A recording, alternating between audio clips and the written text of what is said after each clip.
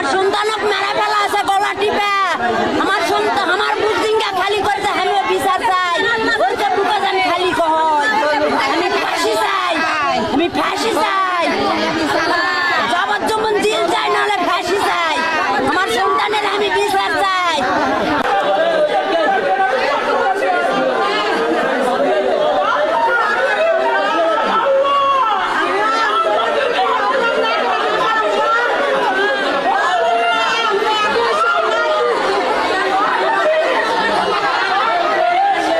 আমার কথা কি এরাও আমার শত্রু না, ওরাও তো আমার শত্রু না, কিন্তু সবচেয়ে বড় কথা সত্যতা যাচাই করা দরকার।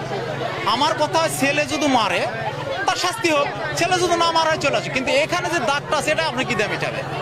আমার কথা গোটা শরীরে কোনো স্পট নেই, কিন্তু এখানে একটা দাগ আছে, মনে হচ্ছে ধরিছে।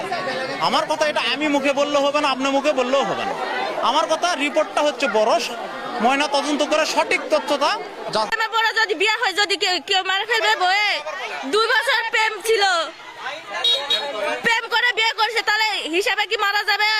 মারা ফেলবে বয়ে কি? 1 মাস 9-10 দিন হচ্ছে, ঈদের পরে শুক্রবার বিয়ে হয়েছে। হ্যাঁ, প্রেম করে বিয়ে হচ্ছে।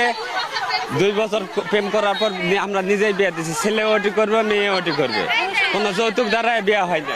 রাতে 2টার দিকে চিল্লা উঠছে জি, সিগনা উঠা বলেছে জি আর নাই। আমরা যা হাত পায়ে তেল দিচ্ছি আর করেছি, তারপরে নিঃশ্বাস হাত দিয়ে দেখি আর নাই।